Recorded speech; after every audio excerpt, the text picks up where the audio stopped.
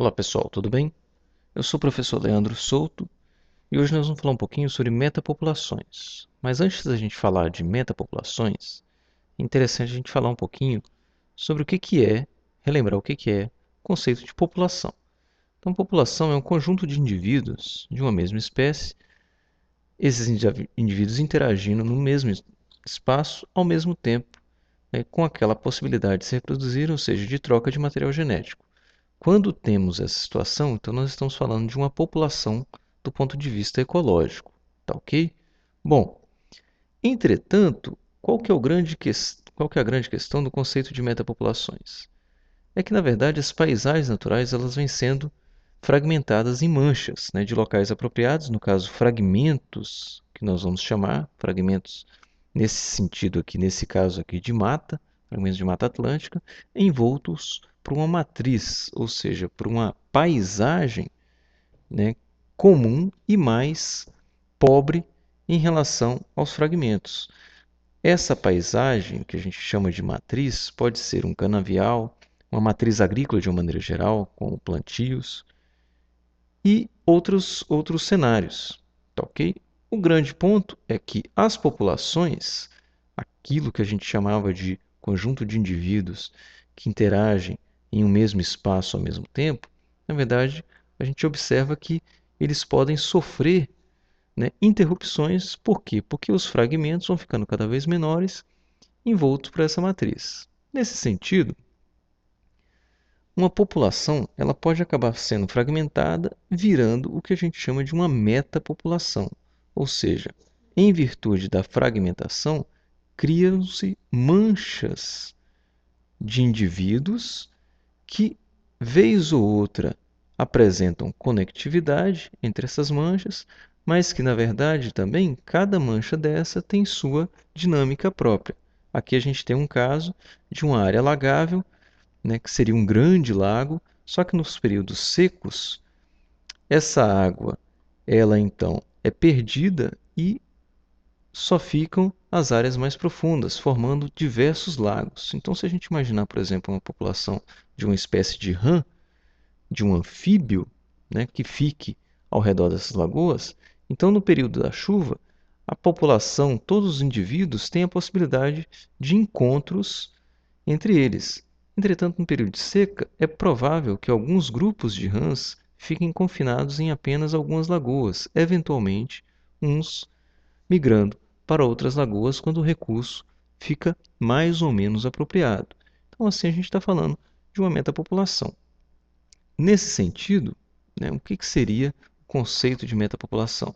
Nada mais do que populações isoladas espacialmente, ou seja, num espaço criam-se manchas de populações conectadas por eventos de migração. Quando uma mancha, vamos supor uma mancha pequena, perde mais recursos e os indivíduos precisam se deslocar, então esses indivíduos tendem a ocupar outras manchas e essa mancha pequena acaba ficando vazia, tá?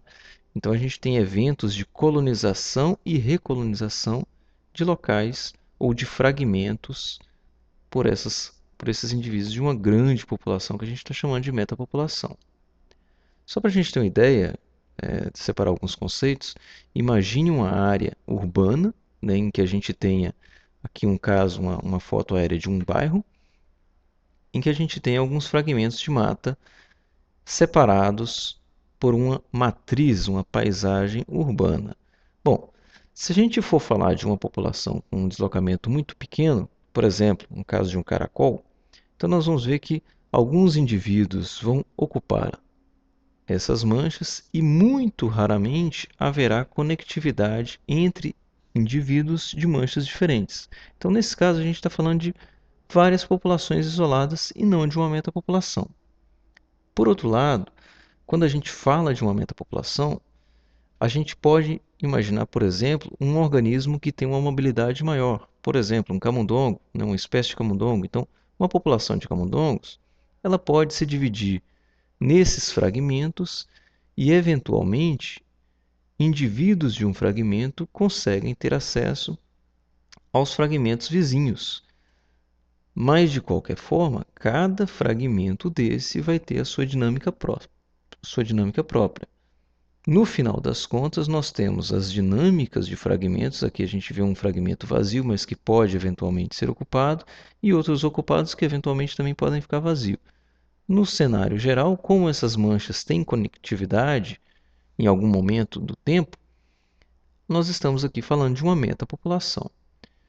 E por fim, nós vamos falar que nesse cenário existiria sim uma situação de uma grande população fragmentada e não de uma metapopulação, quando os organismos em questão têm uma grande possibilidade de mobilidade. Por exemplo, se a gente estivesse falando de uma espécie de aves, provavelmente essas manchas teriam uma distância muito pequena em relação à capacidade de voo.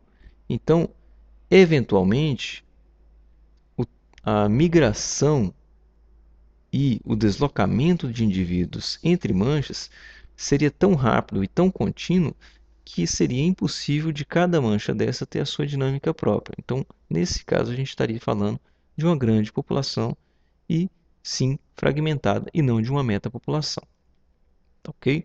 Bom, então, disso a gente tira o seguinte: essas subpopulações, ou seja, cada mancha daquela ocupada por alguns indivíduos, elas vão estar sujeitas a processos de extinção e recolonização.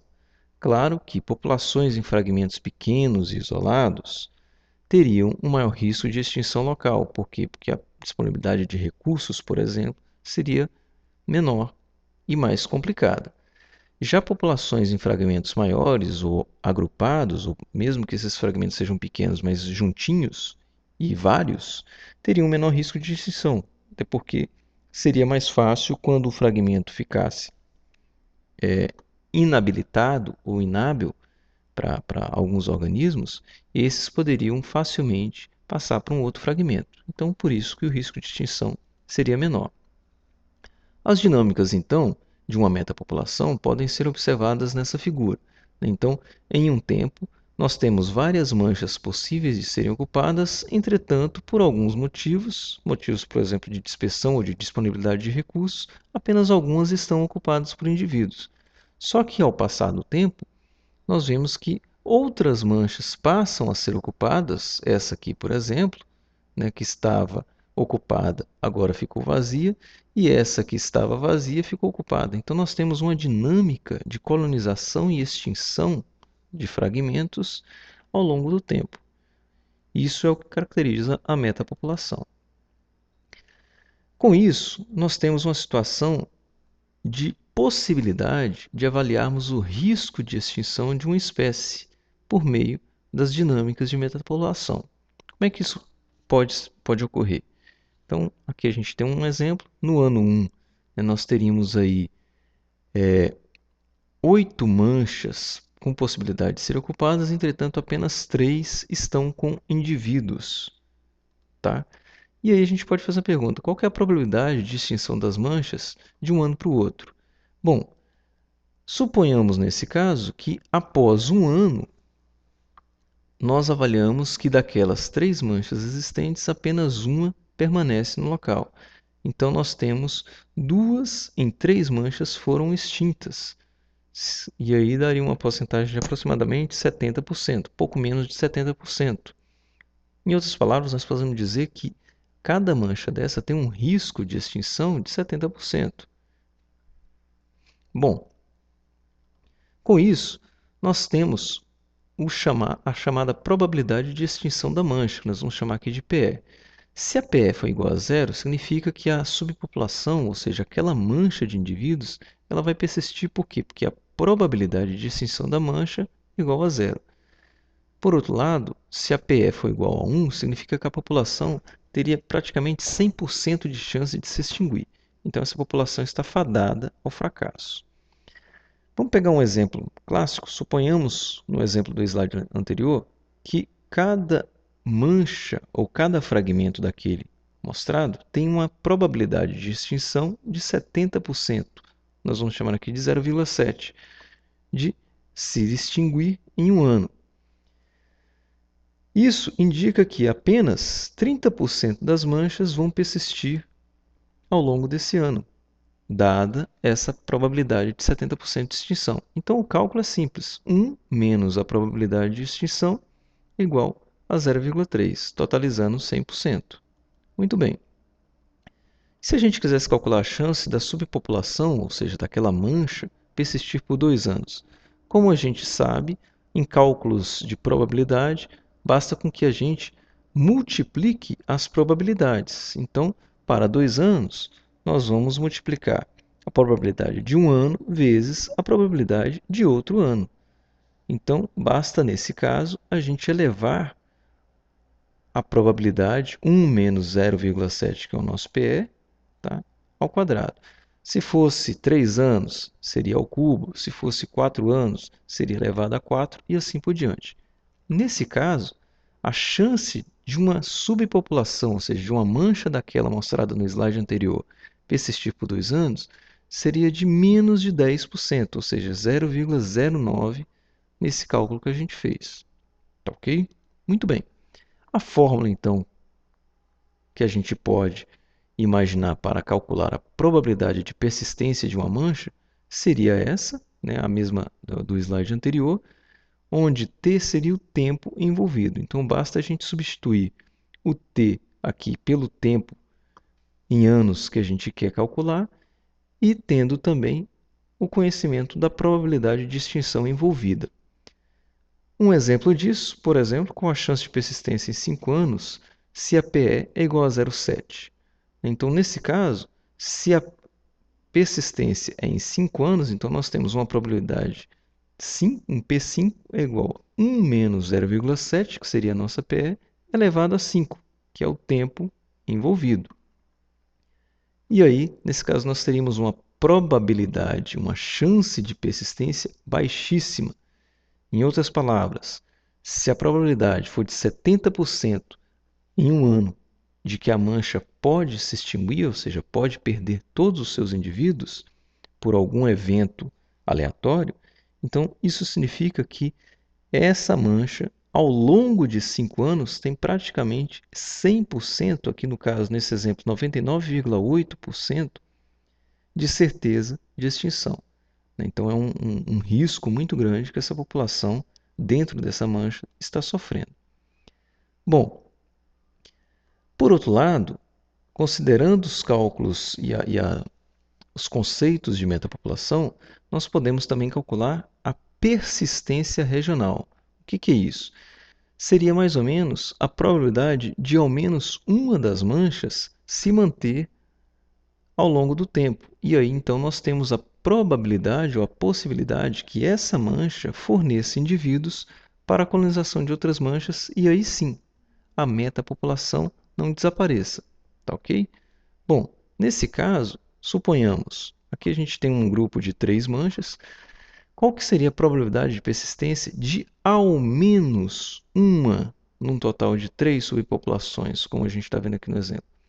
Então, a fórmula aqui envolvida seria multiplicativa também, tá? Entretanto, aquele 1 menos, no exemplo anterior, na equação anterior, ele sai do parêntese. Então, seria 1 menos as probabilidades multiplicadas. A fórmula, então, nesse exemplo aqui, seria a probabilidade de persistência regional de 3 subpopulações ser igual a 1 menos a probabilidade de extinção de cada uma dessas manchas elevado a 3, porque no caso nós estamos falando de 3 manchas envolvidas. Da mesma forma, aqui um exemplo, nós temos a fórmula envolvida nessa situação. Suponhamos que nós tenhamos 10 subpopulações ou 10 manchas, né? Então, com a probabilidade de extinção de 70% ou 0,7, nós teríamos que ao menos uma dessas manchas teria uma chance de 97% de persistir.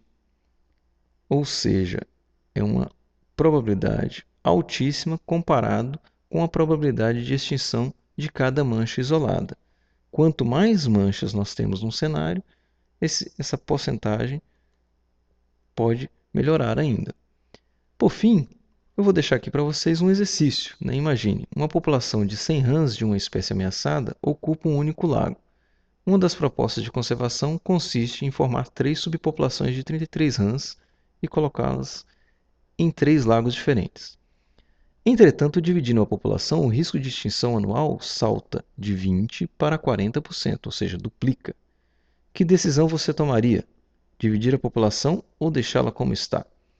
Esses casos são os chamados casos de tomadas de decisão, que muitas vezes um gestor ambiental, um profissional envolvido em uma secretaria de meio ambiente deve tomar. Suponhamos, por exemplo, que um condomínio precisa ser formado em uma área e, como compensação ambiental, eles propõem a retirada de uma lagoa que vai ser drenada e, como compensação, eles pegam as populações dessa lagoa e colocam em outras 3 lagoas pequenas. Seria mais ou menos isso.